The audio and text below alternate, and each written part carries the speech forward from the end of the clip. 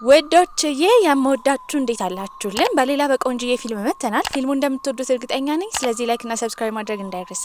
ይበልጥኛል ለማበረታታት የምትፈልጉ ብቻ ደግሞ እንደተለመደው ቪዲዮዎቻችንን በቪፒኤን ማየት ነው። ወደ ቪዲዮ ፊልማችን ሲጀምር ሻኦሺንግ ከምትኖርበት ከተማ ከቤተሰቦቿ ጋር ሆና በአቅራቢያቸው ወዳለ ትንሽዬ ከተማ እየሄዱ ነበረ።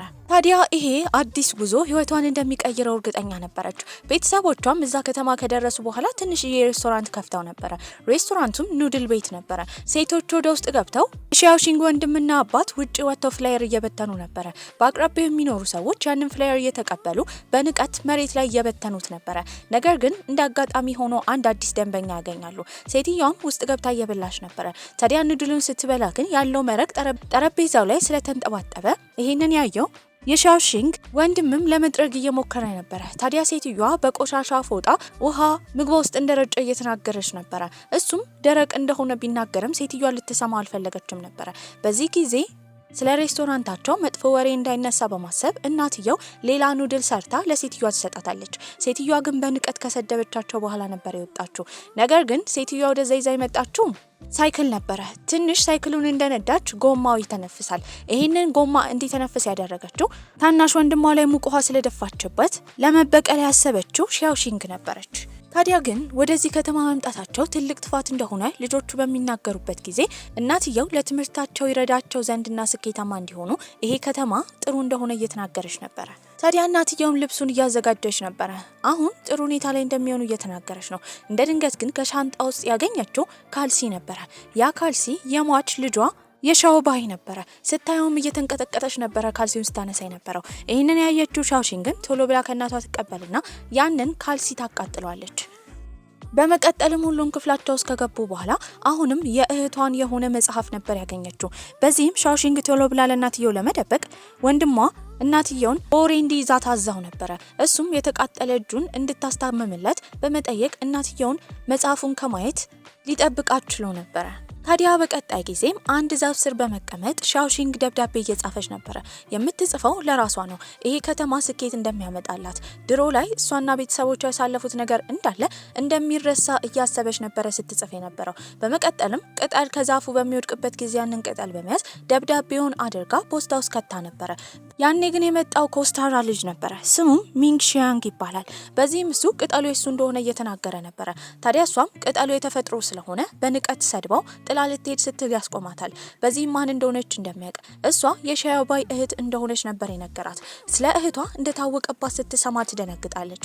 አለቅ ስላላትም እጁን ነክሳ ነበረ እየሮጠች ከዛ ቦታ ሄደችው። ቤትም ከገባች በኋላ ሻኦባይ የባሌ ጨፋሪ ነበረች። ታዲያ የእሷን ጫማ የእህቱ ሻንጣ ውስጥ ያገኛል። ይህንን ያየችው ሻኦሺንግም ሻንጣው መፈተሽ እንዲያቆም ተናግረው ነበረ። በቀጣይ ቀን ወደ ትምህርት ቤት ነበር ሄደችው። ያደረገችው የድሮ ዩኒፎርማን ነው። ቤተሰቦቿ አጠራቅመው አዲስ ዩኒፎርማን እስኪያዘጋጁላት ነበር እንደዛ ያደረገችው። በቦታው ያሉ መስታወቂያዎችን በምታይበት ጊዜ ግን ሁለት ወንዶች አዲስ ተማሪ እንደሆነች ስላወቁም እነሱ ክፍል እንደተመደበች የመዋኛው ገንዳው ጋር ዛሬ ጽዳት እንደታዘዘች በመናገር ወደዛ ይዘዋት ነበር የሄዱት። ይህንን ያደረጉት እነሱ አጽጂ ስለሆኑ በእነሱ ፋንታ እንድታጸዳላቸው ለማድረግ ነበረ። በዚህም በምታጸዳበት ጊዜ እንደ ድንገት የወደቀችው መዋኛ ገንዳ ውስጥ ነበረ። እሷ ደግሞ ጭራሽ መዋኘት አትችልም። ሊረዳት የመጣው ሚንግ ሺያንግ ነበረ። እሱ እንደሆነ ስታይ ግን ብትሞት ይሻላታል እንጂ እርዳታ ከሱ መቀበል አልፈለገችም ነበረ። ታዲያ በአቅራቢያ ያሉ ልጆችም የማትረፊያ ማንሳፈፊያ ከሰጧት በኋላ ከዛ ትወጣለች። ክፍል ውስጥም በነበረችበት ጊዜ ሚንግ ሺያንግ የሚባለው ልጅ እነሱ ክፍል እንደሆነ ስትረዳ በጣም ተናዳ ነበረ። ምክንያቱም ስለ እህቷና እህቷ ስላሳለፈችው ነገር እዚህ ማንም ሰው እንዲያውቅባት ስላልፈለገች ነበረ። በመቀጠልም መምህራቸው ውስጥ ገብቶ ሴቶች ጾታዊ ጥቃት የሚደርስባቸው ቦታዎች ምን እንደሆኑ ጥያቄ እያቀረበ ነበረ። በዚህ ሰዓት እሷ ትኩረት ስታደርግ አልነበረም። ደብተሯ ላይ እየቸከቸከች ነበረ። ታዲያ መምህሩ ትኩረት እንዳጣች ባየበትም ጊዜ እሷ ተነስታ እንድትመልስ ነበር የጠየቃት። ታዲያ መጽሐፏን ልታነብ ነበረ። አንዱም ተማሪ ከኋላ መጽሐፏን ከቀማት በኋላ በሚገልጥበት ጊዜ መጽሐፉ ሙሉ የተቸከቸከ ነበረ። በዚህም እሷ እንደቸከቸከችና ክፍል ውስጥ አስተማሪ የሚለውን እየሰማች እንዳልሆነ ልጁ ይናገርባታል። ነገር ግን ያንን የቸከቸከችው እሷ አልነበረችም። ቤትን በገባችበት ጊዜ ያንን ያደረገችው እናቷ እንደሆነች እርግጠኛ ነበረች። እናትየው ስለ ጾታዊ ጥቃት ልጇ እንድታቅ ምንም አልፈለገችም። ያንን መማሯ ጥቅም እንደሌለው ነበር የነገረቻት። በቀጣይ ቀንም ወደ ትምህርት ቤት ስትሄድ ሚንሺንግ እሷን አይቷት ነበረ። በዚህም ይከተላታል። እሷ ግን ልታናግረው ስላልፈለገች እየሮጠች ነበረ። ከተከተላትም በኋላ እጁን ባለፈው ስለነከሰችው ለሱ ውለታ እንዳለባት፣ በዚህም ትምህርት ቤት ውስጥ ያለውን የቤት ስራ እንዳለ እሷ እንደምትሰራ ነበር ይነገራት። እሷ ግን እንደማትሰራ ትናገራለች። ያኔ ወደ ጆሮዋ ቀረብ ካለ በኋላ እህቷ የሞተችበትን ትክክለኛ ምክንያት ማወቅ የምትፈልግ ከሆነ ይህንን ማድረግ እንዳለባት ነበር ይነገራት። ልታምነው አልፈለገችም። ወይ ሊያገላት ምክንያት እየፈለገ ነው ወይ እውነቱን ያውቃል ብላ ግራ ተጋብታ ነበረ። ታዲያ በቀጣይ ቀን ትምህርት ቤት ከገቡም በኋላ የእሱን የቤት ስራ ለመስራት ነበር ያሰበችው። በዚህም ጥሩ ምርጫ እንደመረጠች ይነግራታል። የቤት ስራውንም ሰርታ ከጨረሰች በኋላ ወረቀቱን ትሰጠዋለች። ታዲያ እሱም እድለኛ እንደሆነች ትምህርት ቤት ውስጥ ያሉ ሴቶች እንዳለ የእሱን የቤት ስራ ለመስራት እንደሚፎካከሩ እየነገራት ነበረ። ታዲያ እንደዛ ከሆነ ሂድና እነሱን አሰራቸው፣ እኔን ደግመህ እንዳቀርበኝ። ተማሪዎች ሲመጡም ካጠገቧ ተነስቶ ነበረ። ታዲያ ክፍል ውስጥም ካጠገቧ የምትቀመጠው ተማሪ ስለ ሚንሺንግ እየነገረቻት ነበረ። ትምህርት ቤት ውስጥ በጣም ሩህሩህ ነው፣ እንዲሁም ትምህርት ላይ በጣም ጎበዝ እንደሆነ እየነገረቻት ነው። ነገር ግን ተማሪዎችን በመርዳት ቢታወቅም በጣም ኃይለኛና ኮስታራ እንደሆነ ትነግራታለች። ምንም ቢሆን ግን እሱ ተማሪዎችን የሚያገል እንጂ ምናልባት ስስ ልብ ይኖረዋል ብላ አላሰበችም ነበረ። እረፍት ሰዓት ላይም እሱ ባስኬትቦል ላይ ጎበዝ ስለሆነ እየተጫወተ ነበረ። እሷም ትኩር ብላ እያየችው ነው። ያስታወሰችው ከዚህ ቀደም አንድን ወንድ ለሶስት ሆነው ገንዘብ አምጣ ብለው ሲያስቸግሩት የነበረውን ጊዜ ነበረ። ያኔ እሱ እንደሆነ አይታለች። ነገር ግን ያኔ ያደረጉት ሌባ ሆኖ ሰውየውን የሰረቀውን ገንዘብ ለመቀበል ነበረ። ምንም ቢሆን ግን እንደዚህ አይነት ጥሩ ሰው ነው ብላ ማመን አልፈለገችም። ከሀሳቧ የነቃችው ኳሱ ተወርውሮ ጭንቅላቷን ሲመታት ነበረ። ወደ ቤትም ስትሄድ ከኋላ ይከተላታል። ታዲያ ኳሱ እሱ የወረወረው ስለሆነ ደህና እንደሆነች እየጠየቃት ነበረ። ስለሷ መጨነቅ እንደሌለበት ትነግሯለች። የመጣበት ዋና ምክንያት ግን የሚቀጥለውን የቤት ስራ እንድጨርስለት ለማድረግ እንደሆነ ይነግራታል። ታዲያ ስለ የቤት ስራው እንዲያውቅም ስልክ ቁጥሯን እንድትሰጠው ነበር የጠየቃት። እሷ ግን ስልክ እንደሌላት ትናገራለች። ሆን ብላ እምቢ ለማለት ፈልጋ ምክንያት እየፈጠረች እንደሆነ ቢያስብም እሷ ግን እውነትም ስልክ የላትም ነበረ። ታዲያ ወደ ውጭ በምትወጣበት ጊዜ ወንድሟ ከሌላኛው ትምህርት ቤት ሲወጣ ነበር ያገኘችው። ሚንሺንግ ግን እንደምታውቀው እየጠየቃት ነበረ። እሱ እንዴት እንዳወቀው ስትጠይቀው በከተማ ውስጥ የሚታወቅ ባስኬትቦል ተጫዋች እንደሆነና ብዙ ሰው እንደሚፈራው ስለሱ እየነገራት ነበር። እሷን በመቀጠል እያገለላት እንደሆነና የቤት ስራውን ሁላ እንድትሰራ የሚያደርጋት እሷን እንደሆነ ለወንድሟ ትናገራለች። ወንድምና እህትም ቁጭ ብለው በሚያወሩበት ጊዜ ወንድምየው እሷን ሲጠይቃት የነበረው በሞተች እህታቸው እንደምትቀና ነበረ። ምክንያቱም የሞተች እህታቸው በጣም ቆንጆ ነበረች። ታውቃለህ፣ በሷ ምንም አልቀናም። ውበት አሁን ጊዜ ላይ በጣም አደጋ ነው። ብዙ ወንዶች እንዲያስቸግሩና እምቢ ስትላቸው ደግሞ እንዲበቀሉ ያደርጋል። እኔ እሷን የምጠላበት ምክንያት በውበቷ ምክንያት እኔን ታገለኝ ነበረ። አስጠሊታ እንደሆንኩ ትነግረኝ ነበረ። ታዲያ በህይወት እያለችም እኛና ቤተሰቦቻችን በሷ ምክንያት ተቸግረናል። ይኸው ከሞተችን በኋላ በሷ ምክንያት እየተበጠበጥን ነው። ቤተሰቦቿንም እህቷን የሞተችበትን ምክንያት ስትጠይቃቸው በጉበት በሽታ እንደሆነ ነግረዋት ነበረ። ይህንን እውነታ ካወቀች በኋላ በቀጣይ ቀን ቀጥታ ሄደችው ሚንሺንግ ጋር ነበረ። ከዚህ በኋላ የቤት ስራውን እንደማሰራ በመናገር ደብተርና መጽሐፉን ወርውራለት እህቷ የሞተችው በተፈጥሯዊ በሽታ እንደሆነ ነበር የተናገረችው። እሱ ግን የምታወራው ወሬ እንዳለ ውሸት እንደሆነ እንደሚያውቅ፣ አባቱ የሚሰራበት ሆስፒታል ውስጥ እህትየው ስትታከም እንደነበረ፣ ታዲያ እሷን የሕክምና ሪፖርት እንዳነበበና የሞተችው በዛ ምክንያት እንዳልሆነ ነበር የነገራት። እሷም ቤት ከሄደች በኋላ ያጎታቸው ልጅ ሊጎበኛቸው መጥቶ ነበረ። የመጣውም ከእጮኛው ጋር ነበረ። በቅርቡ ስለሚጋቡ ወደ ድሮ ከተማቸው ተመልሰው ሰርጋቸውን እንዲታደሙ ጥያቄ እያቀረቡላቸው ነበረ። ሰርጉ ከወራት በኋላ ነው። በዚህም ተስማምተው ነበረ። በመቀጠልም ጂንሩ የተባለው ያጎቷ ልጅና ሺያኦሺንግ ቴራሱ ላይ ሆነው እያወሩ ነበረ። ታዲያ ከዚህ የምንረዳው በጣም እንደሚቀራረቡ ነበረ።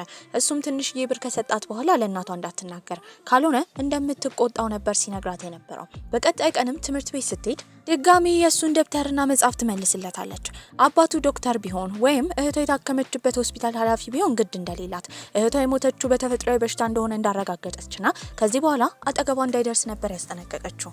ስፖርት ሰዓት ላይም ሩጫ በሚሮጡበት ጊዜ ተማሪዎቹ እንዳለ ስለሷ ተቃውሞ እያደረጉ ነበረ።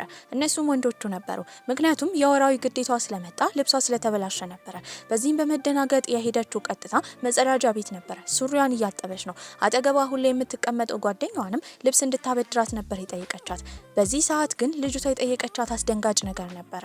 ቆይ እውነት የሚወራ እውነት ነው? እህትሽ የሞተችው በኤችአይቪ ምክንያት ነው? እንዲህ ስትላት በጣም ትደነግጣለች። በእርግጠኝነት ይሄን ወሬ ያስነሳው ሚንግሻንግ እንደሆነ በማሰብም ከታች ቁምጣ ብቻ ለብሳ እየሮጠች ወደ ውጪ ትወጣለች።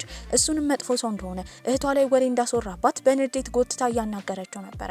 እሱም እንደዚህ አይነት ነገር ላይ ምንም ጣልቃ እንዳልገባ፣ ሲቀጥል ደግሞ አሁን ያደረገችው ቁምጣ ብቻ እንደሆነ ሄዳ ሱሪ እንድታደርግ ካልሆነ ብርድ እንደሚመታት ይነግራታል።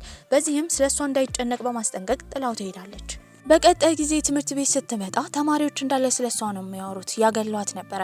ካፍቴሪያ ውስጥ ራሱ ማንም አጠገብ ሄዳ መቀመጥ አልቻለችም። ነገር ግን ያኔ አንዲት ዝምተኛ ልጅ ትጠራታለች። አብራት እንድትቀመጥ ነበር የጠየቀቻት። እሷም እሺ ብላ ትቀመጣለች። ይኸውልሽ ሰዎች አንቺ ላይ እንዳያወሩብሽ ቶሎ ቶሎ ከበላው በኋላ ተነስቼ እሄዳለሁ እሺ።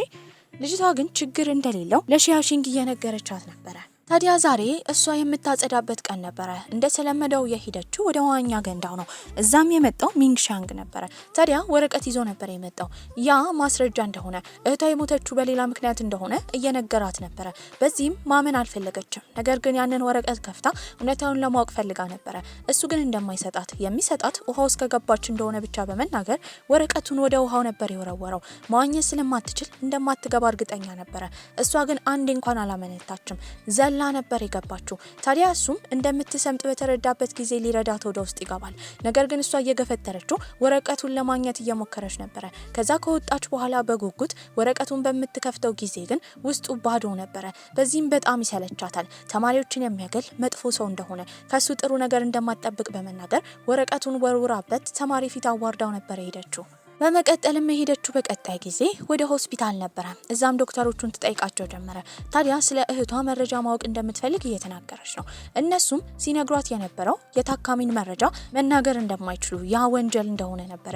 በዚህም ዶክተሩን ትለምነው ጀመረ። እህቷ የሞተችው በጉበት በሽታ እንደሆነና እውነት እንደሆነ ትጠይቋለች። እሳቸውም ሲናገሩ የነበረው ሆስፒታሉ በጣም ትልቅ እንደሆነ፣ ታዲያ እዛ ሆስፒታል ውስጥ ገብቶ አንድም ሰው በእንደዚህ አይነት በሽታ ሞቶ እንደማያውቅ ነበር የነገራት።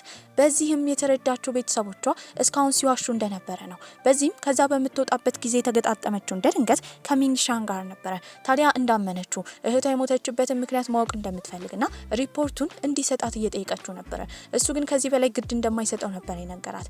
የተረዳችውም በሰደበችው ነገር ቂም እንደያዘ ነበረ። ተማሪዎችም እረፍት ተሰጥቷቸው ነበረ። በዛ ሰዓት ሁሉም ተማሪዎች ግን የሚያወሩት ስለ ሻኦሺንግ ነበረ።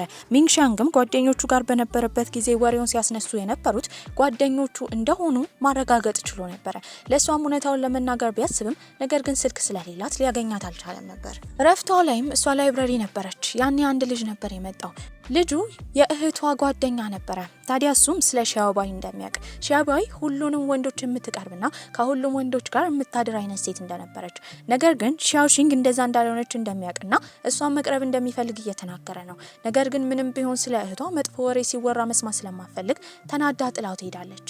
ከዛ ከሄደችም በኋላ አንዲት ነርስን ለማግኘት ነበር የሄደችው። ነርሷ እዛ ሆስፒታል ውስጥ እህቷ የታከመችበት ሆስፒታል ውስጥ ለረጅም ጊዜ እንደሰራች ታውቅ ነበረ። በዚህም እሷን ስትጠይቃት የነበረው ስለ እህቷ ነው። ስለ እህቷ በሽታ ያን ያህል እንደማታውቅ፣ ነገር ግን እርጉዝ እንደነበረች፣ ውርጃ እንዳደረገችና ከዛ በኋላ ታማ እንደሞተች ነበር የነገረቻት። ታዲያ የእህቷ ባል ማን እንደሆነ ማወቅ ፈልጋ ነበረ። ነርሷ ግን ምንም የምታውቀው ነገር እንደሌለ ትናገራለች። በዚህም ይህን ሁሉ መረጃ ካገኘች በኋላ ለወንድምየው ነበር የተናገረችው። የእህቷ ልጅ አባት ማን እንደሆነ ማወቅ እንደምትፈልግ እየነገረችው ነው። እሱ ግን ምንም አይነት አደጋ ውስጥ መግባት አልፈለገም ነበረ። ታዲያ በቀጣይ ቀንም እህቷን የሚያውቃትን ልጅ ከዚህ ቀደም ያገኛትን ለማግኘት ካፌ ውስጥ ቀጥራው ነበረ። ከሱ ጋርም ቁጭ ብላ በምታወራበት ጊዜ እንደ ድንገት እናትየው ታያታለች። በዚህም እየሮጠች ሄዳ ልጇን ከወንድ ጋር ስላየቻት በማፈሯ ቀጥታ ወደ ቤት ይዛት ነበር የሄደችው። ልክ እንደ ታላቅ እህቷ እየሆነች እንደሆነ፣ ወንዶችን እንዳታምን፣ ወንዶች ተጠቅመው እንደሚጥሏት እየነገረቻት ነበረ። ታዲያ ግን እሷ የሄደችበትን ትክክለኛ ምክንያት ለእናቷ ለመናገር ፍቃደኛ አልነበረችም። እሷ ቤት በነበረችበት ጊዜ የሚያማት አክስቷ ልታገኛት መታ ነበረ። ታዲያ እንደ ድንገት ከአክስትየው ቦርሳ ውስጥ የወደቀው መጽሐፍ ነበረ። እዛ መጽሐፍ ላይ ደግሞ የእህቷ ስም ተጽፏል። በዚህም ያንን መጽሐፍ በመውሰድ ማንበብ ጀመረች። እዛ ላይ እህትየው የጻፈችው ነገር ነበረ። ይህም ቤተሰቦቿ ላይ ሸክም መሆን እንደማትፈልግና መኖር እንደማትፈልግ የሚያሳይ ጽሑፍ ነበረ። ታዲያ ያንን ወረቀት ለማቃጠል ብታስብም ነገር ግን እንዳይቆጫት ብላ ትተዋለች። ትምህርት ቤት በነበረችበት ሰዓት ተማሪዎች ለቁመታቸውና ለክብደታቸው ልኬት እየተደረገላቸው ነበር። እሷም ጫማዋን አውልቃ ተለክታ ስትመጣ ጫማዋን አታው ነበር። ተማሪዎችም እያሾፉባት ነው። በዚህ ምንም ማድረግ ስለማትችል ባዶ እግሯን ነበረች። ክፍል ውስጥም በካልሲዋ ነበር የተቀመጠችው። በዚህም ይሄንን ያየው ሚንግሻንግ የራሱን ጫማ ይሰጣታል እንደማይፈልገውና እንድታረገው ከዛ እንደምትመልስለት እየተናገረ ነበር። በዚህም እሷ እሺ ብላ አድርጋ ነበር ወደ ቤት ሄደችው። እናቷም የወንድ ጫማ እንዳደረገች በምታይበት ጊዜ ተናዳ ነበር። ታዲያ ጫማዋ እንደጠፋባትና ይሄን ደግሞ ያገኘችው ቆሻሻ ገንዳው ላይ እንደሆነ ትናገራለች። ብዙም ባታምናትም እሺ ብላ ነበር። በቀጣይ ቀንም ክፍል ውስጥ ቁጭ ብሎ ሳለ ያንን ጫማ ጽድት ታደርጋ አጥባ ዴስክ ስር አስቀምጣለት ነበር። ይሄን ባየበት ሰዓት በጫማው አማካኝቶ ሊያወራት ይሄዳል። ታዲያ ያንን ጫማ ቆሽሾ ስለነበረ ሊጥለው እንደነበረ አሁን ጽድት ስላደረገችለት ግን መልሶ ጫማውን እንደሚጠቀመው ነበር የተናገረው። ይሄን አጋጣሚ በመጠቀም የነገረችው ሴሚስተሩን ሙሉ የቤት ስራውን እሷ እንደምትሰራለት ነገር ግን ሁለት ቅድመ ሁኔታዎች እንዳሉ አንዱ የእህቷን ሪፖርት እንዲያመጣላት ሌላኛው ደግሞ ስልኩን እንዲያበድራት ነበር የጠየቀችው። እሱም ተስማምቶ ስልኩን ይሰጣታል። ታዲያ ቤት በነበረችበትም ጊዜ እናትየውን እንደምንም ብለው አዘናግተው ታናሽ ወንድምየው ወደ እናትየው ክፍል ከገባ በኋላ እሷ ሁሉ ጊዜ የተለያዩ ዶክመንቶችን የምታስቀምጥበትን ስፍራ ከሳጥኑ ውስጥ ከፍቶ በስልኩ ፎቶ እያነሳ ነበረ። ታዲያ ለሷም ይሰጣታል። ነገር ግን ሻውሺንግ በምታይበት ጊዜ ስለ እህቷ የሚገልጽ ምንም አይነት ማስረጃ ልታገኝ አልቻለችም። በዚህም ስልኩን መቀበሏ ምንም ጥቅም እንደሌለው ተረድታ ነበር። በቀጣይ ቀን ግን እናትየው ስልክ ክፍሏ ውስጥ ታገኝባታለች። ታዲያ ያንን ስልክ ከየት እንዳመጣች እየጠየቀቻት ነበር። ገንዘብ የሚሰጣት ወንድ እንዳለ ከወንድ ጋር ግንኙነት እንደጀመረች በተደጋጋሚ ስትጠይቃት እሷ ያንን ስልክ ያገኘችው ላይብራሪ ውስጥ ወድቆ እንደሆነ ነበር የተናገረችው። ይሄንን ለማረጋገጥና ለባለቤቱ ለመስጠትም እናትየው ቀጥታ ይዛት ሄደችው ወደ ትምህርት ቤት ነበር። ታዲያ ትምህርት ቤትን በጣም ተጨንቃለች። ተማሪዎች እንዳለ ሲያወሩ የነበረው እሷ ስልክ እንደሰረቀችና እናትየው ለማረጋገጥ እንደመጣች ነበር። በመቀጠልም በማይክሮፎን ጥሪ ተደርጎ ነበር። አንድ ተማሪ ስልክ እንደጣለ ስልክ የጣለው ላይብራሪ ውስጥ እንደሆነ ታዲያ እንደተገኘና መጥቶ መውሰድ እንደሚችል እየተነገረ ነው። ይሄንን የሰማው ሚንግሻንግም እንደ ድንገት በሚያልፍበት ጊዜ እሷንና እናትየውን አይቷቸው ነበር። ይሄንን ያየችው ሻውሺንግ ደግሞ ገና ለገና መጥቶ ስለ ስልኩ ያወራል ብላ በጣም ተጨንቃ ነበር። እሱ ግን ዝም ብሎ ነበር ያለፈው። መምህሩም ሻውሺንግና እናትየውን ከጠራ በኋላ ከሰው ሰርቃው ከሆነ እውነቱን መናገር እንዳለባት እያስገደዷት ነበር። ያኔ የመጣችው እሷን የምትረዳት ጓደኛዋ ነበረች። በዚህም ስልኩ የሷ እንደሆነና ላይብራሪ ውስጥ ላው እንደነበረ ትናገራለች። ታዲያ ከዚህ ነገር ልታወጣ ችላ ነበር። እሷንም ተከትላ ስታመሰግናት ማመስገን ያለባት እሷን ሳይሆን ሚንግሻንግን እንደሆነ እሱ የነገራትን ብቻ እንዳደረገች ነበር ልጅቷ የተናገረችው። ከትምህርት ቤት መልስም የኑድል ሬስቶራንታቸው ውስጥ በነበረችበት ጊዜ አንድ ልጅ ይመጣል።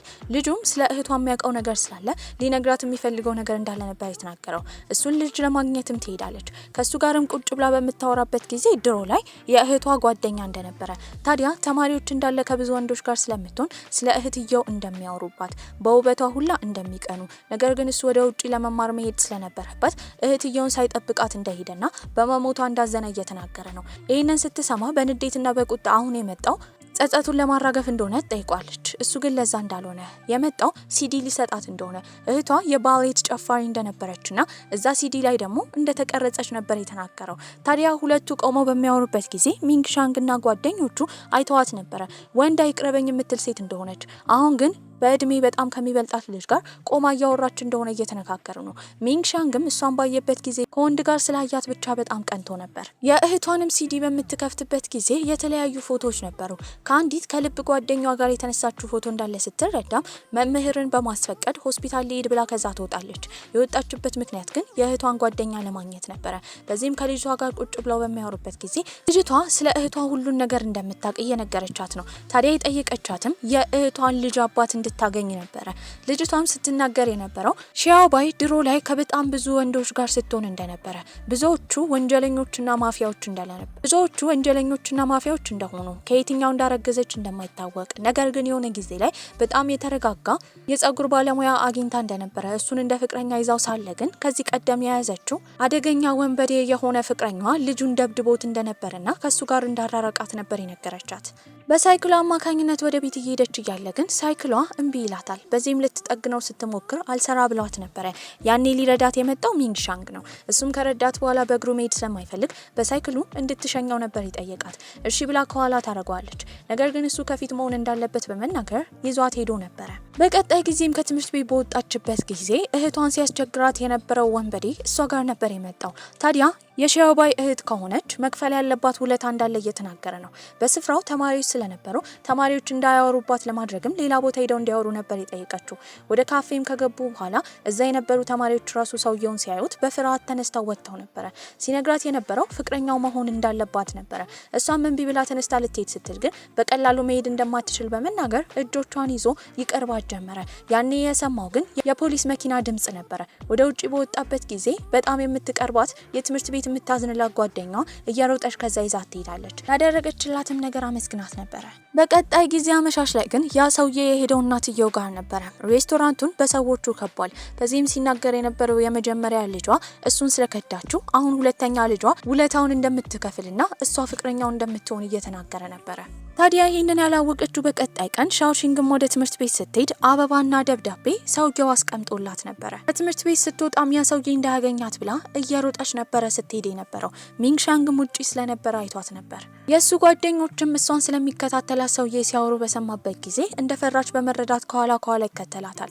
የሆነ ሰው እንዳለ እርግጠኛ ነበረች። ፈርታ ነበረ። ነገር ግን ወደፊት ቀድሟት ሄደው ሚንግሻንግ ነበረ።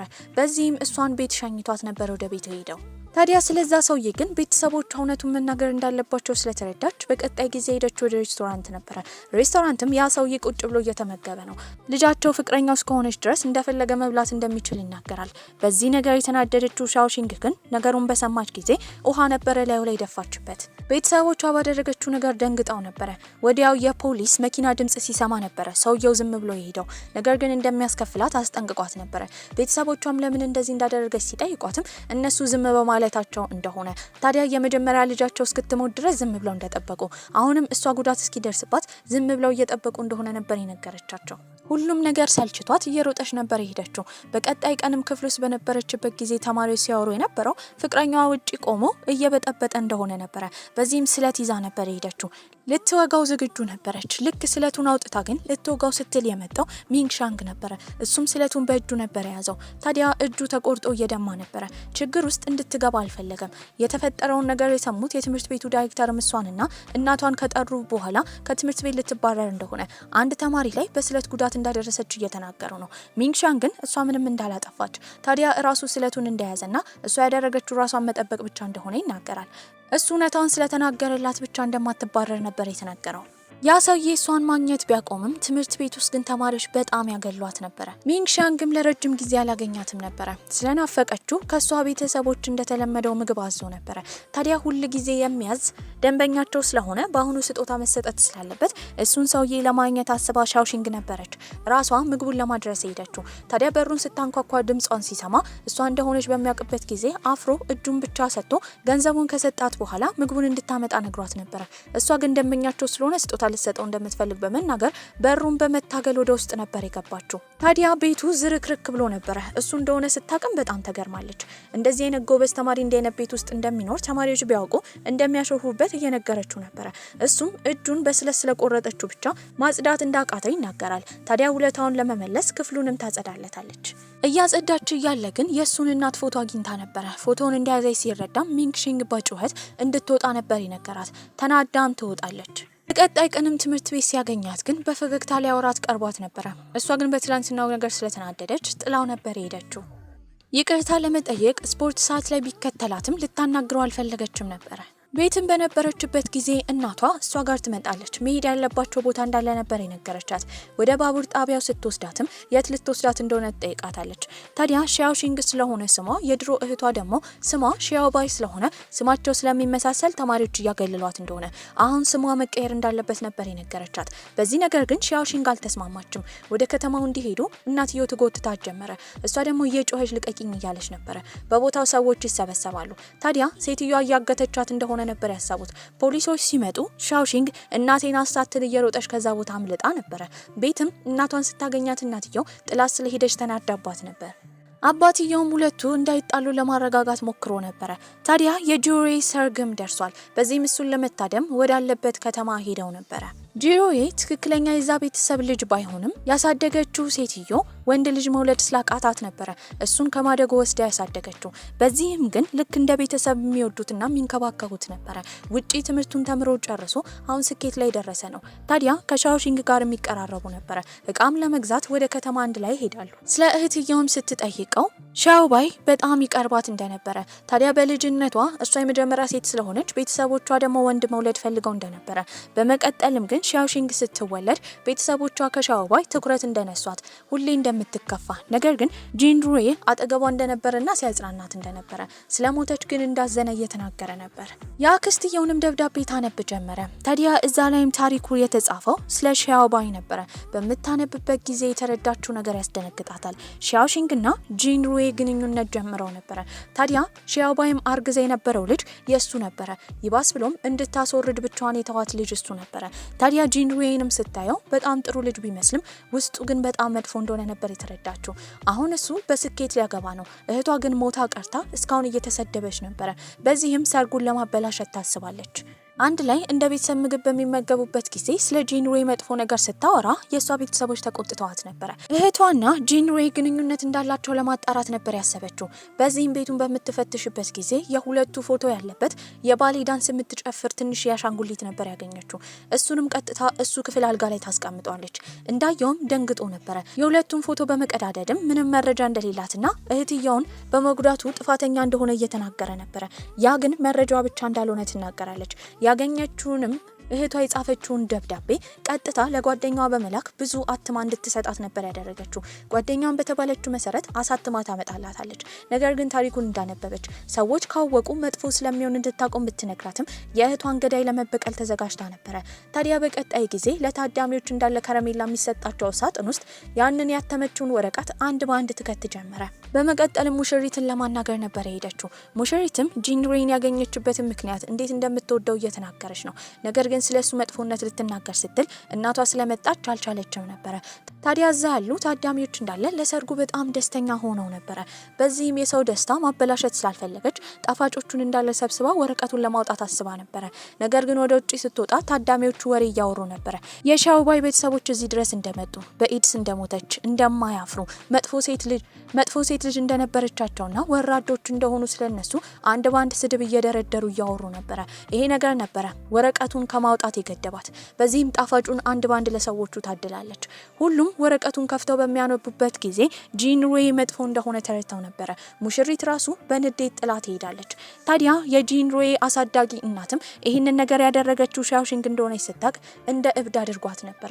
በዚህም እሷ አምልጣ ከዛ ቦታ ትሄዳለች። ቤተሰቦቿ እንዲያገኟት ማድረግ አልፈለገችም ነበረ። ነገር ግን የምታድርበት የትም ቦታ የለም። ወደ ራሷ ከተማ ልትመለስ ስትል እንደ ድንገት እንቅልፍ ወስዷት ነበረ። ከእንቅልፏ ስትነሳ ዋሌቷ ተሰርቋል። ታዲያ ገንዘብም የላትም። ለፖሊስ ሄዳ ስታመለክት ደግሞ ትክክለኛ ስሟን ፈልገው ነበረ። ስሟን ካወቁ ከቤተሰቦቿ እንደጠፋች እንዳይረዱ በመፍራትም አልተናገረችም። ዋሌቱን እንዳገኘችው ትረዳለች። ወደ ስፍራው እየተዟዟረች በምታይበት ጊዜ አንድ የኑድል መሸጫ ቦታ ነበር ያገኘችው። እዛም ገብታ ሰዎች ሲበሉ 10 ያን እንደሆነ ተረድታ ነበረ። 10 ያን የላትም፣ 9 ብቻ ነበር የነበራት። ሴትዮዋንም ግማሽ እንኳን አድርጋ እንድታቀርብላት ነበር የጠየቀቻት። እንደ ራባት የተረዳችው የኑድል ቤቱ ባለቤትም ለሷ በነጻ ትሰጣታለች። ታዲያ ቶሎ እንድትሄድ ከጨላለመ ስፍራው በጣም አደጋ እንደሆነ ለሻኦሺንግ እየነገረቻት ነበረ። ሻኦሺንግ ግን እዚህ እንድታድር ታዲያ እቃ በማጠብ እሷን ማገዝ እንደምትፈልግ ነበር የነገረቻት። ሴትዮዋም ተስማማለች። ቤተሰቦቿ በእሷ መጥፋት በጣም ተጨንቀው ነበረ። እሷ ግን ተደብቃ እየኖረች ነው። ቀናቶቹ እያለፉ ነው። ታዲያ ለሚንግሻንግን ብትደውልለት ስልኳ አይሰራም ነበረ። ነገር ግን መልእክት ልካለት ነበረ። ያንን መልእክት እንዳገኘም ቀጥታው እሷ ወዳለችበት ቦታ ሄደው ነበረ። በቀጣይ ጊዜ እቃ እያጠበች እያለ አንድ ሳህን ትሰብራለች። ታዲያ ሴትዮዋን በተደጋጋሚ ይቅርታ ጠይቃታለች። እንደ ደከማት እንደምታስታውቅ ለሷ የሚሆን ስራ እንዳልሆነ ቢነገራትም የምትሄድበት ቦታ ስለሌለ ምንም ማድረግ አትችልም ነበረ። ነገር ግን እዛ ሬስቶራንት ውስጥ እንዳጋጣሚ ያገኘችው ከዚህ ቀደም የእህቷ ጓደኛ የሆነውን ሲዲ የሰጣትን ሰውዬ ነበረ። እሱም እዚህ ምን እንደምትሰራ ቤተሰቦቿ እየፈለጓት እንደሆነ መመለስ እንዳለባት ይነግራታል። እሷ ግን እምቢ ትላለች። ታዲያ መሄድ እንዳለባት ሲያስገድጃትም እየሮጠች ታመልጠው ጀመረ። እሱም ከኋላ ሆኖ ኃይል እንዳጠራት ራሷን እንደምትስት ታዲያ እንድትመለስ እየነገራት ነው። እንደተባለውም ትንሽ ከሮጠች በኋላ ራሷን ትስታለች። ያኔ እህቷ መታ ስታጽናናት ነበረ ስታስብ የነበረው። ለእህቷ ስለተበቀለችላት ደስተኛ ነበረች። ነገር ግን በዛ ሰዓት አቅፎ ሲያጽናናት የነበረው እሷን ለማግኘት የመጣው ሚንግ ሻንግ ነበረ። ወደ ሆስፒታልም ይወስዳታል። ወደ ራሷ ስትመለስም የእሷ አያት በጠና ታማው ወደዛ ሆስፒታል መጥቶ ነበረ። የታመመበት ምክንያት እሷ እንደሆነች ስትረዳም በጣም ፈርታ ነበረ። ይህንን ያየው ሚንግ ሻንግም ደብቆ ይወስዳታል። ታዲያ ወሰዳትም ወደ ራሱ ከተማ ነበረ። በዚህም እሱ ቤት መቆየት እንደምትችል ማንም ሰው እንደማይጠረጥር ነበር የነገራት። ሰዎች እንዳያዩዋትም ተሸፋፍና ነበረ። እሷም ተስማምታ እሱ ጋር መቆየት ጀመረች። ቤተሰቦቿ ግን በየቦታው አፋልጉኝ እየለጠፉ ነበረ። እሱም ልብሷን እንድትቀይርና እንድትተጣጠብ ሰጥቷት ወደ ውጭ ወጥቶ ነበረ። ሲመለስም ምግብ አዘጋጅቶላታል። ሁለቱ አብረው እየተመገቡ እያለ ግን እንደ ድንገት በሩ ይንኳኳል። የመጣው የሱ አባት ነበረ። ቁልፍ ስለነበረው ከፍቶ ነበር ወደ ውስጥ የገባው። እሷም ትደበቃለች። በቻለው መጠን ሚንግ ሻንግም እቃዎቿን ለመደበቅ ሞክሮ ነበረ። ነገር ግን አባትየው የሷን ማበጠሪያና ጫማ ስላየ እዛ እንደሆነች እንደሚያውቅ፣ ቤተሰቦቿ እየፈለጓት እንደሆነ ያለችበትን ሁኔታ ባይናገርም ነገር ግን ቶሎ ብሎ ልጅቷን ለቤተሰቦቿ እንዲመልስ አስጠንቅቆት ነበር ሄደው። አባትየው ከወጣ በኋላ እሷን ትወጣለች። ታዲያ ይቅርታ እየጠየቀችው ነበረ። ነገር ግን እሱ ይቅርታ መጠየቅ እንዳለበት ለሌላ ጊዜ ቁልፉን እንደሚቀይረው ነበር የነገራት። በቀጣይ ጊዜም አሁንም የሷ ቤተሰቦች እያፈላለጓት ነበረ። ነገር ግን እሷ እሱ ቤት በነበረችበት ጊዜ በር ይንኳኳል። የመጣችውን ጓደኛዋ ነበረች። ታዲያ የምትሄድበት ቦታ አታ እንደሆነ እየነገረቻት ነበረ። ምንም ቢሆን ግን ሚንግ ሻንግ በዚህ ችግር ውስጥ እንዲገባ ስላልፈለገች በቅርቡ ከዛ ቤት ልትወጣ እንደሆነ ተናግራ ነበረ። እቃዋንም ሰብስባ ትወጣለች። መንገድ ላይ ስትራመድ ሰዎች በቀላሉ አውቀዋት ነበረ። ፎቶ እያነሱ ቤተሰቦቿ እየፈለጓት እንደሆነ በትግል እየነገሯት ነው። ከሩቅም ሚንግ ሻንግ አይቶ ነበረ። ገብቶ ግን ማስቆም አይችልም። በዚህም ቤተሰቦቿ ካገኟት በኋላ ከሰዎቹ ነጥለው የወሰዷት አያትየው ጋር ነበረ። ታዲያ አያትየው የቤተሰባቸው ስም ስለተበላሸ እሷም ልክ እንደ እህቷ እንደሆነች ታዲያ ተንበርክካ ይቅርታ መጠየቅ እንዳለባት እየተነገራት ነበረ። ይቅርታ ለመጠየቅ ብትሞክርም አያትየው በሁሉም ቤተሰብ ፊት ድሮ ከተማ ላይ ሄዳ ይቅርታ መጠየቅ እንዳለባት ነበር የተናገሩት። ከእናቷ ጋርም በነበረችበት ጊዜ እናትየው የነበረችበትን ቦታ እንደምታውቅ፣ ሚንግ ሻንግ ጋር እንደነበረች፣ እሱ ወንድ እንደሆነ ወንዶች ተጠቅመው እንደሚጥሏት እየነገረቻት ነው። ታዲያ ግን እሱ እንደዚህ አይነት ሰው እንዳልሆነ ለማስረዳት ለእናትየው እንኳን አልቻለችም ነበረ። በዚህም ከዚህ በኋላ እሱን የምታገኘው ከሆነ ከቤት መውጣት እንዳለባት ነበር የነገረቻት። እሺ ብላ ከቤት ልትወጣ ስትል ግን እናትየው ታስቆማታለች። በዚህ መሃል እናትና ልጅ ትግል ይፈጥራሉ። ያኔ እናትየው በጥፊት መታታለች። የሻውሺንግም ፊቷ ቆስሎ ነበረ። ታዲያ እናትየውን በመቀጠል የሄደችው ሚንግ ሻንግ ጋር ነበረ። ከልጇ እንዲርቅ አስጠንቅቃው ነበረ። ታዲያ ግን እሱ በጣም ናፍቃው ነበረ። ትምህርት ቤት ሊያገኛት ሊያናግራት ቢሞክር ትርቃው ነበረ። አንድ ቀን ላይ እየሮጠች ስትሄድ እሱም ይከተላታል። እየሸሸችው እንደሆነ አውቆ ነበረ። ታዲያ የገባችው ሙዚቃ ክፍል ነው። እሱም በሩ ላይ በማንኳኳት እዚህ እንዳለች እንደሚያውቅ፣ በጣም እንደናፈቀችው፣ ለምን ጥላው እንደሄደች እየጠየቀ ነበረ። ነገር ግን በሩን የከፈቱት ሁለቱ ጓደኞቹ ነበሩ። ማንን እያወራ እንደሆነ ይጠይቁታል። ያወራውን ነገር ግን ካጠገብ ሆና ሻውሺንግ ሰምታ ነበረ። ታዲያ አያትየውም ስልክ የደወሉት ለልጃቸው ነበረ። ሻውሺንግ መታ ይቅርታ መጠየቅ እንዳለባት ነበር የተናገሩት። እናትየውም ልጇ ይቅርታ እንደማትጠይቅ፣ ከዚህ ቀደም ለትልቋ ልጃቸው ዘብ እንዳልቆሙ፣ አሁን ግን ትንሿ ልጃቸውን አሳልፈው እንደማይሰጡ እናትየው ትናገራለች። አባትየውንም ደካማ እንደሆነ እየተናገረች ነበረ። ነገር ግን ከቤተሰቦቿ መሀል ጥል እንዲፈጠር ያልፈለገችው ሻውሺንግም በመሄድ ተንበርክካ ቤተሰቦቿን ይቅርታ ጠይቃ ነበረ። ታዲያ እንደሱ ብቻ እንዳልሆነ ድጋሚ ተንበርክካ እንድትጠይቅ ስትጠየቅም እናትየው ትመጣለች። ታዲያ እናትየውም ልጇን ማሰቃየት እንዲያቆሙ ትናገራለች። በዚህም እሷ ራሷ ተንበርክካ ይቅርታ እየጠየቀች ነበረ። ታዲያ ግን ያኔ የጂንሩ ያሳዳጊ እናት የሆነችው ስለነሱ መጥፎ ነገር ታወራ ጀመረ። የሰለቻትም የሻውሺንግ እናት ሴትዮዋን ትሰድባታለች። ልጅ መውለድ እንኳን እንዳልቻለች እየተነገረቻት ነበረ። በዚህም ትልቅ ጸብ ይነሳል። እናቷ እንዳትመታ ሻውሺንግ መሀል ገብታ ነበረ። ታዲያ ከብዙ ድብድብ በኋላ ቤተሰቦቿ ከዛ ይወጣሉ። ከተማ ውስጥም በነበሩበት ጊዜ በሳይክል እናትና ልጅ እየሄዱ እያሉ 3 ወንዶች ነበር የመጡት። እነሱም ሻውሺንግ አሁን በቅርቡ ራቁቷን ሆና ፎቶ እንደተለቀቀባት እየተናገሩ ነበረ። የሷ ፎቶ እንዳልሆነ ብትናገርም ማንም ሰው አልሰማትም ነበረ።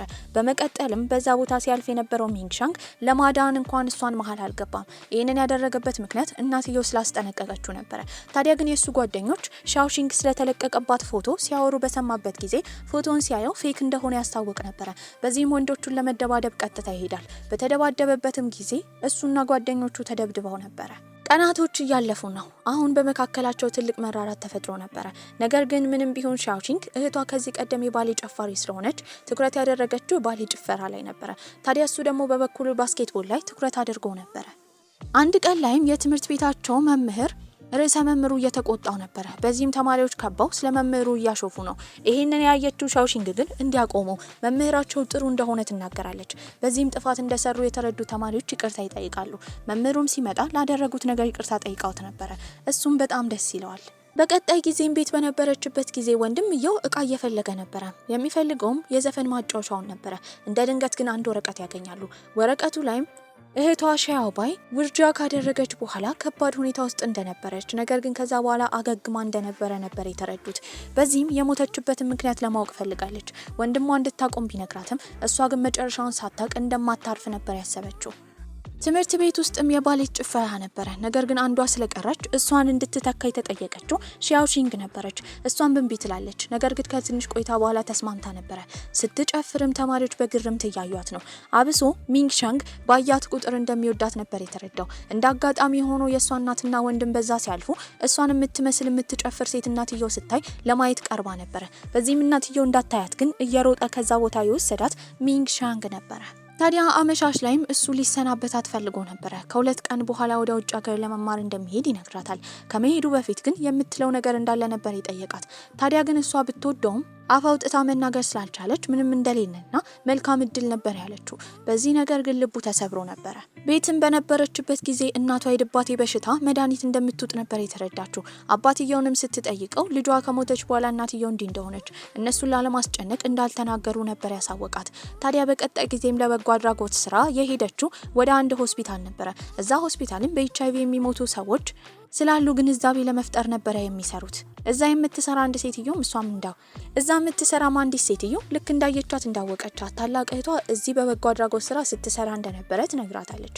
ታዲያ እሷ ላይ ወሬ ያስነሳው ሰው ማን እንደሆነ ስትጠይቃትም እንደማታውቅ፣ ነገር ግን የምትወደው አንድ ልጅ እንደነበረ እሱ ከዚህ ስራ እንድትወጣ አስገድዷት እንደወጣች ነበር ሴትዮ የነገረቻት። ከእህቷ ሞት ጀርባ የሆነ ነገር እንደተደበቀ እንዳለ ያወቀችው ሻኦሺንግም ለወንድምየው ሄዳ የምታውቀውን ነገር ትናገራለች። እህቷ ከባድ ሁኔታ ውስጥ ነበረች። ልጁንና እሷን አልፈልግም ካላት በኋላ ሆስፒታሉ ለረጅም ጊዜ እንደነበረች፣ ታዲያ በዚህም ትልቅ ድባቴ በሽታ ውስጥ ነበረች። ሁሉ ነገር ይሰለቻ። ሻኦባይም ከዚህ በላይ ቤተሰቦቿ ላይ ሸክም መሆን ስላልፈለገች ራሷን ለማጥፋት ነበር ሄደችው። ወንዙ ጋር ልትዘል ስትል እናትየው ልታስቆማት ሞክራ ነበረ፣ ነገር ግን አልቻለችም። ልጇ ፊት ለፊቷ ስትሞት ስላየች ነበረ ትልቅ የድባቴ በሽታ ውስጥ የገባችው። ሐኪም ቤትም የሷን ቪዲዮ ማግኘት ችላ ነበረ። ያንን ቪዲዮ በምታይበትም ጊዜ የሷን ቪዲዮ አግኝታ ነበረ። በምታይበትም ጊዜ ቤተሰቦቼ መጀመሪያ ልጅ መውለድ የፈለጉት ወንድ ነበረ። ሴት እንደሆንኩ ካወቁ በኋላ ግን ይሻሹኝ ጀመረ። ታዲያ በቻልኩት መጠን ከነሱ ራኩኝ። ነገር ግን የቀረበኝ ጂን ሬይ ነበረ። መጀመሪያ ላይ በጣም እንዋደድ ነበረ። አንድ ቀን ላይ ጀርባው ቆስሎ በነበረበት ጊዜ መድኃኒት አደረኩለት። በዚህም ቀን አብረን አደርን። ከዛም በኋላ እንዳረገዝኩ ካወቀ በኋላ ግን ሸሸኝ። ያኔ ግን ማድረግ ያለብኝ አንድ ነገር ነበረ። እሱን ካደረግኩ በኋላ ትልቅ የድባቴ በሽታ ውስጥ ነበር የገባሁት። ሰዎቹ ሊያወሩብኝ ጀመረ። ነገር ግን ራሴን ለመሸሸግ የሞከርኩት ፍቅረኛ በመያዝ ነበረ። በቃ ፍቅረኛ በጣም እፈልግ ነበረ። ታዲያ ከወንጀለኞች ጋር መዋል ጀመርኩኝ። ከነሱ ጋር በማሳልፈው ጊዜ ደግሞ ኤድስ ያዘኝ። በዚህ አማካኝነት ሰዎች እንዳለ ይሸሹኝ ጀመረ። ያንን ቪዲዮ ባየችበት ጊዜ እህቷ ምን ያህል እንደተሰቃየች ነበር የተረዳችው። በቀጣይ ጊዜም የሰሙት አያታቸው እንደሞቱ ነበረ። ታዲያ ለመቅበርም ወደዛ ይሄዳሉ። ታዲያ አያትየው ያላቸውን ንብረት እንዳለ ያስተላለፉት ለጂን ሬይ እናት ነበረ። ይህንን ባዩበት ጊዜ እነሱ ምንም አልመሰላቸውም። ታዲያ እነሱ እንዳልደበራቸው የተረዳችው የጂን ሬይ እናትም የነሱ ልጅ ሻኦባይ እዚህ በተቀበረችበት ጊዜ መጥፎ ድል እያመጣች ስለሆነ የሷ ስክሪን ተነስቶ መውጣት እንዳለበትና ሌላ ቦታ እንዲቀበር ነበር የተናገረችው። በዚህም እናትየው በጣም ትናደዳለች። ሴትዮዋንም ድብድብ አድርጋት ነበረ። ከዛ በኋላ ያረጋጋቻት ሻኦሺንግ ነበረች። እነሱም ልጃቸውን አውጥተው ወደ ሌላ ቦታ ይቀብሯታል። ጊዜያቶቹ እያለፉ ነው። አሁንም ግን ታዲያ ሻኦሺንግም የባሌ ጭፈራ ላይ ትኩረት አድርጋለች። በቀጣይ ጊዜ መድረክ ላይ መደነስ ነበረባት። በዚህም እሷ እየተለማመደች እያለ እንደ ድንገት መለማመጃ ቦታው ላይ ተቆልፎባት ነበረ። እንደ ድንገት ሆኖ ደግሞ ዳኛ የምትሆነው የሚንግሻንግ እናት ነበረች። የሆነች ተለማማጅ እንደተቆለፈባት በተረዳችበት ጊዜ ያሉ ስም ዝርዝሮችን ያነበበው ሚንግሻንግ ነበረ። ታዲያ ሻኦሺንግ እንደሆነች ሲያቅም እንደምንም ብሎ እየሮጠ እሷን በር ከፍቶላት ነበረ። ታዲያ እሷም እዛ መተኛት እንደፈለገች፣ ምክንያቱም ለቀጣይ ቀን ቶሎ ለመድረስ የምታድርበት ቦታ ስለሌላት ያንን እንዳደረገች ስትነግረውም እሱ ወደ ራሱ ሆቴል ነበር የወሰዳት። እዛም ማደር እንደምትችል ይነግራታል። በቀጣይ ቀንም መድረክ ላይ ለመደነስ በወጣችበት ጊዜ ግን የሙዚቃ ማጫወቻው ተበላሽቶ ነበረ። ግራ ገብቷት ደርቃ መድረክ ላይ ቆማለች። ያኔ የመጣው ሚንግሻንግ ነበረ። እሱም በፒያኖ ዘፈኑን ይጫወትላት ጀመረ። በተሳካ ሁኔታ መደነስ ችላ ነበር። ውድድሩን ታሸንፍ አላወቀችም ነበረ። ነገር ግን ከመለየታቸው በፊት አንድ ቀን አብረው እንዲያሳልፉ ይጠይቃታል። እሷም ትስማማለች። ስከርቭንም አንገቷ ላይ ካደረገላት በኋላ በጣም ቆንጆ ጊዜ ነበር ያሳለፉት። ለመጨረሻም ስንብት አንድ ላይ ፎቶ ተነስተው ነበረ። ከዛ ቀን በኋላ የዕለት ተዕለት ህይወቷን በቀጠለችበት ጊዜ አሁንም ግን የእህትየው ፍቅረኛ የነበረው ሰውዬ መጥቶ እሷ ፍቅረኛ ካልሆነች ብሎ ድርቅ ይላል። ሁሉም ነገር የሰለቸው አባትየው ግን ጋዝ በማንደድ እላዩ ላይ እንደሚያርከፈክፈው በመናገር ያስጠነቅቀዋል። ሰውየውን ፈርቶ ወጥቶ ነበረ። በቀጣይ ቀን ግን ትምህርት ቤት ድረስ እሷን ይጠብቃታል። በዚህም ሲናገር የነበረው እህትየው HIV እንዳለባት ለሁሉም ሰው ኦንላይን የተናገረው እሱ እንደሆነ ነበረ። ይህንን በሰማችበት ጊዜ ሻውሺንግ በጣም ትናደዳለች። ታዲያ እህትየው እሱን የቀረበችው የሚሸሽጋት ሰው ስለሌለ ብቻ እንደሆነ፣ እሱ ስለተንከባከባት ደስተኛ እንደነበረች፣ እሱን ግን በፍቅር እንዳልወደደችው፣ ሌሎች ወንዶች ጋር የሄደችበት ምክንያት ከሱ ፍቅር ስላለያዛት እንደሆነ ትናገራለች። እውነታውን በሰማበት ጊዜ ትልቅ የጥፋተኝነት ስሜት ነበር የተሰማው። እሱን ካልደበደብኩም ብላ ነበረ። ታዲያ የሚንግሻን ጓደኞች ነበር መሀል ገብተው ያገላገሏት። የተፈጠረውንም ነገር ለሱ ይነግሩታል። ታዲያ እሱ በቀጣይ ቀን መሄዱ ወደ ውጪ ስለማይቀር ማወቁ ምንም ጥቅም እንደሌለው እየነገሩት ነው። እሱ ግን ለአንዴና ለመጨረሻ ጊዜ የሚያስቸግራትን ሰውዬ ለመደብደብ ይሄዳል። ሰውየውንም ቅጥቅጥ ነበር ያደረገው። እናቷም የድባቴ በሽታ መድኃኒት እንደምትውጥ ስላወቀች ጸባይ እንዲቀያየር ያደረገው መድኃኒቱ እንደሆነ፣ እስካሁን ደግሞ ስለ ልጆቿ እንደምትጨነቅ እንደተረዳችና እሷም እንደምትንከባከባት ትነግራታለች። ወደ ውጪ ከመሄዱ በፊት ሚንግሻንግ ለመጨረሻ ጊዜ ወደ እነሱ ሬስቶራንት ሄዶ ኑድል በልቶ ነበረ። ጊዜያቶች አልፋሉ። እሷ ወደ ኮሌጅ መግባት ችላ ነበረ። ታዲያ እናትየውን በዚህ ደስተኛ ነበረች። ከዚህ በኋላ ወጣት ሴት ስለሆነች ራሷን መጠበቅ እንዳለባት ትነግራታለች። እስከዛሬ ስልክ ስላልያዘችም ዩኒቨርሲቲ ድረስ መታ ስልክ ሰጥታት ነበረ። ከዚህ በኋላ እንደ ቆንጆ ሴቶች አለባበሷን ሁላ መቀየር እንዳለባት እናትየው መክራታለች። ጊዜያቶች እያለፉ ነው። ታዲያ አንድ ቀን ላይ ከወንድሟ ጋር በነበረችበት ጊዜ ሚንግሻንግ ለመጨረሻ ጊዜ ወደ ውጪ ከመሄዱ በፊት እዚህ እንደመጣ፣ ታዲያ እሱ የሚያዘዘው የሚያቃጥል ኑድል እንደሆነ፣ እሱን እየበላ ግን ስቅስቅ ብሎ ሲያለቅስ እንደነበረው ወንድምየው ይነግራታል። ታዲያ ያለቀሰው በምግቡ አማካኝነት መስሎት እንደነበረ፣ ነገር ግን እሷን ትቶ መሄድ እንደማይችልና እንደምትናፍቀው እየተናገረ ሲያለቅስ እንደነበረ ትሰማለች። በዚህም እሷ እንደምታፈቅረው እንደሚያፈቅራት ነበር የተረዳችው። ጊዜያቶች ካለፉ በኋላ ለመጨረሻ ጊዜ ብታየው ደስታዋ ነበረ። አንድ ቀን ላይም ወደ ባህር ዳርቻው ትሄዳለች። ያኔ ለመጨረሻ ጊዜ ያሳለፉበት ስፍራ ነበረ። በዚህም ከኋላ የምታውቀውን ድምጽ ነበር የሰማችው። እሱም ሚንግሻንግ ነበረ። ታዲያ ከቀረባት በኋላ ሁሉን ነገር ትቶ ለሷ ብሎ እንደመጣ፣ ከዚህ በኋላ ግን ትቷት መሄድ እንደማይፈልግና እንደሚወዳት ይነግራታል። እሷም መልሳ እንደምትወደው ነበር የነገረችው። በዚህ ቆንጆ አስተላለቅም እዚህ ላይ ፊልማችን አብቅቷል። ደህና ቆዩልኝ።